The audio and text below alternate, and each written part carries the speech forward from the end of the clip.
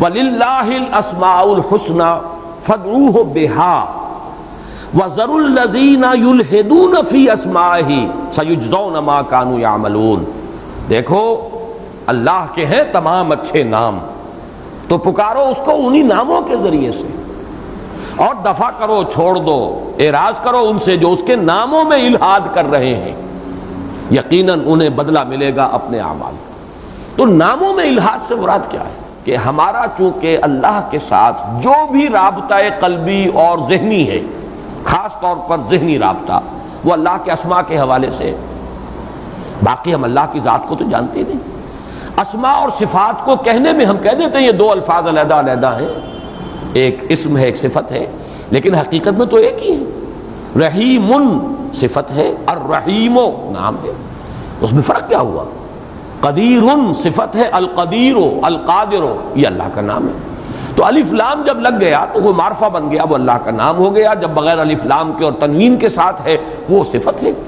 اسی لیے وہ ایمان مجمل کے الفاظ میں ان دونوں الفاظ کو جمع کر دیا گیا ہے۔ آمنت باللہ کما ہوا باسمائہ و صفاتہ، میں اللہ کو مانتا ہوں، اللہ پر ایمان لایا جیسے کہ وہ اپنے اسماء و صفات سے ظاہر ہے۔ اس لیے در حقیقت اللہ کی پاکی کرنا یا پاکی بولنا، در حقیقت اس کے ناموں ہی کو پاک رکھنا جو ہے، یہی تو اس کا اصل مفہوم ہے۔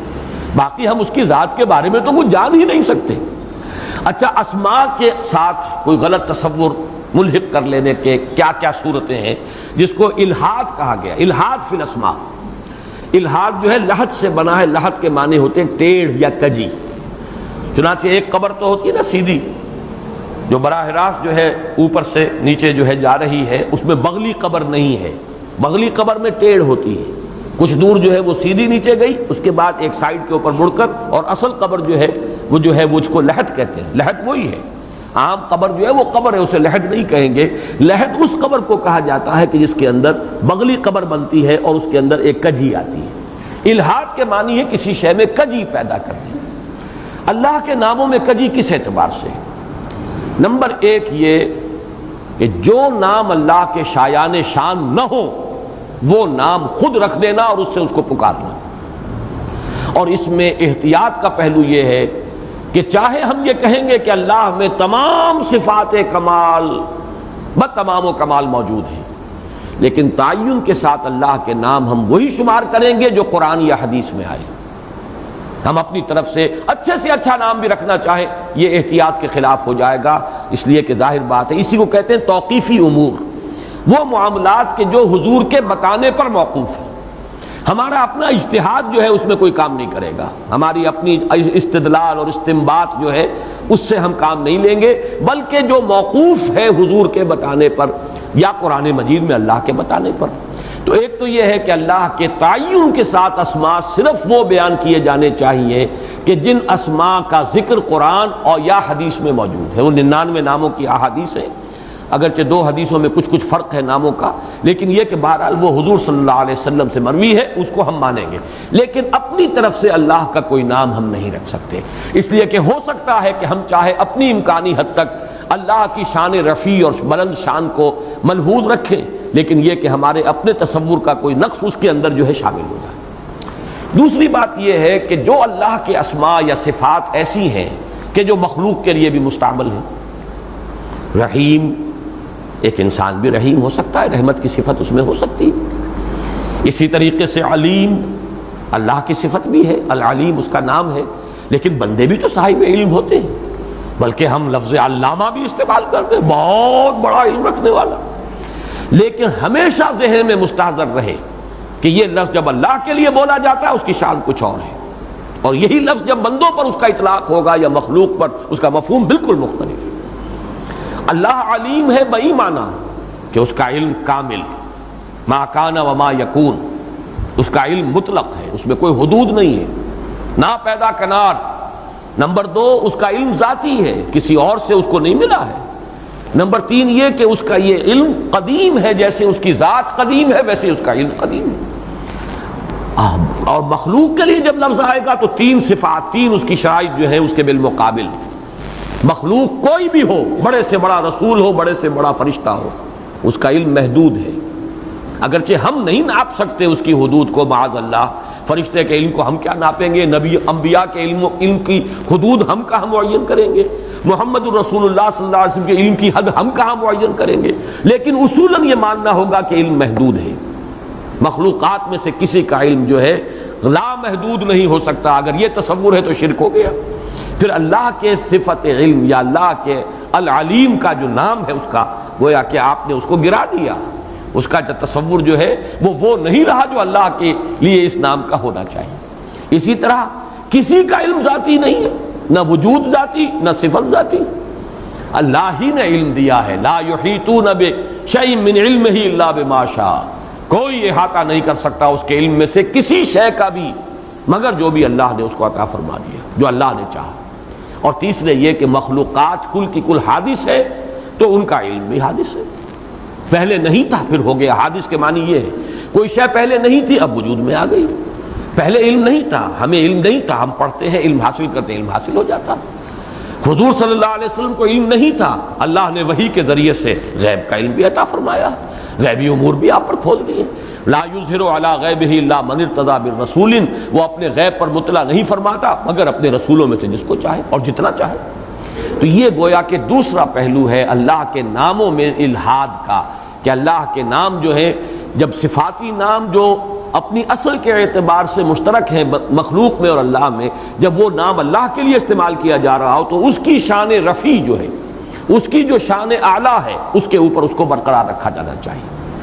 ایک تیسرا اور الحاد ہے اللہ کے ناموں میں، اس کی میں دو مثالیں آپ کو دوں گا۔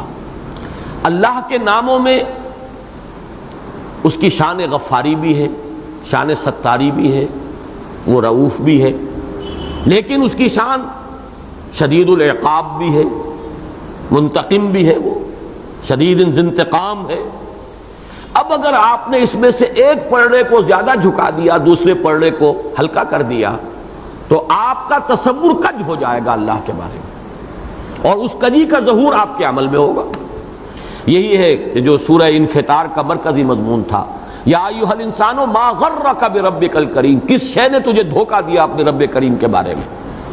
تم نے اس کی شان کریمی، شان غفاری، شان ستاری، اس کی شان رؤوفی، شان ودودی، اس کو اتنا نمایاں کر دیا ہے کہ اس کی دوسری شان تمہاری نگاہوں سے اوجھل ہو گئی، لہذا تم جری ہوتے چلے جا رہے گناہوں کے اوپر۔ بخشنے والا ہے بڑا، وہ تو نکتہ نواز ہے، وہ تو بہت ہی قریب ہے، لیکن اس کے ساتھ ہی وہ شدید انتقام بھی ہے، شدید العقاب بھی ہے، اس کی سزا بھی ہے۔ اس اعتبار شدید العذاب، شدید العقاب، یہ الفاظ بھی اس کے۔ لہذا اللہ کی شانوں اور اللہ کے اسماء میں ایک توازن کی ضرورت ہے، اس میں عدم توازن ہی الحاد ہے۔ یہ تو اس کی سب سے نمایاں مثال ہے، یا ایھا الانسان ما غرک بربک الکریم۔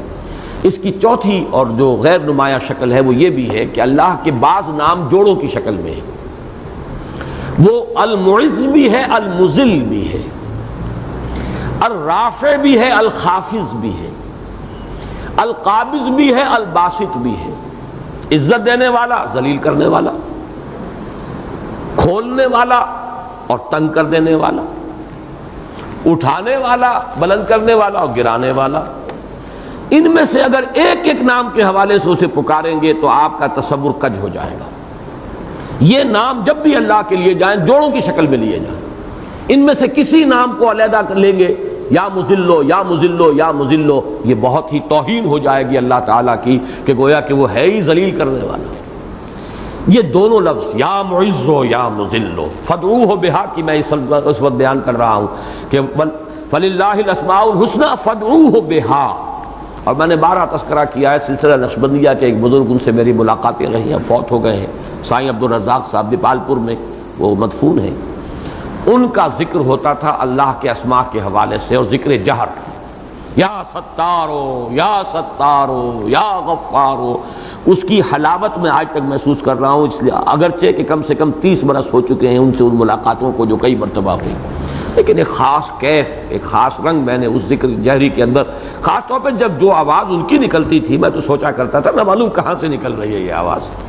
عام گفتگو میں نہایت سافٹ سپوکن، بہت دھیمی آواز، لیکن جب وہ یہ ذکر کرتے تھے اللہ کے اسماء کے حوالے سے تو نہ معلوم کہاں سے وہ آواز نکلتی۔ لیکن یہ کہ یہ اس پر گویا کہ عمل تھا. فادعوہ بہا، پکارو اللہ کو. ہمارے ہاں زیادہ نمایاں ہو گیا اس میں ذات، اللہ اللہ اللہ، اور پھر اس میں یہ کہ ہو.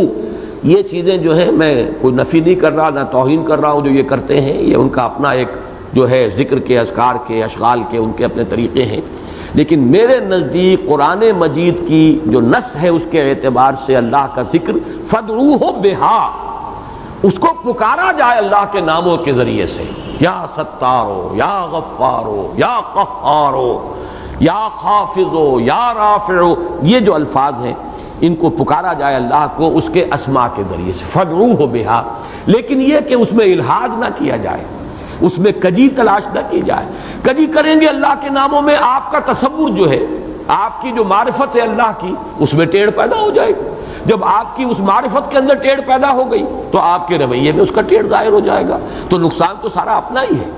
وَذَرُوا الَّذِينَ يُلْحِدُونَ فِي أَسْمَائِهِ، تو ذرا چھوڑ دو اور دفع کرو اور اعراض کرو ان لوگوں سے جو اللہ کے ناموں میں الحاد کرتے ہیں. سَيُجْزَوْنَ مَا كَانُوا يَعْمَلُونَ، انہیں سزا دی جائے گی، بدلہ دیا جائے گا ان کے اعمال کا. ایک بڑی محتاط روش اختیار کی جائے. کوئی نام جو اس کے شایع نشان نہ ہو وہ ہم از خود نہیں رکھ سکتے. اللہ توقیفی امر ہے، جو نام قرآن اور حدیث میں آئے ہیں وہی نام لیے جائیں گے، انہی سے پکارا جائے گا. پھر جو نام اپنے اصل مادے کے اعتبار سے مشترک ہیں مخلوق میں اور خالق میں، وہ جب نام لیں گے اللہ کا تو اس کی شان رفیع اور اس کی علو شان جو ہے ربک الاعلیٰ، اس مقام پر اس کو برقرار رکھتے ہوئے اس کا نام لیں گے. نمبر 3 یہ کہ اس ناموں میں بحیثیت مجموعی بھی اعتدال ہونا چاہیے کہ سب کو سامنے رکھا جائے. یہ نہیں کہ ان کے بعض اسماء کے سے خصوصی مناسبت پیدا کر لی جائے اور بعض دوسرے اسماء سے گویا کہ اپنے ذہن جو ہے اس کو دور کر لیا جائے، محجوب کر لیا جائے. یہ بھی ہمارے تصور باری تعالی یا ہماری معرفت رب کے اندر ایک کجی پیدا کر دے گا. اور خاص طور پر وہ نام جو جوڑوں کی شکل میں ہیں وہ جب بھی لیے جائیں جوڑے ہی کی حیثیت سے لیے جائیں، ورنہ اس سے بھی ہمارے تصور میں کجی پیدا ہو جائے.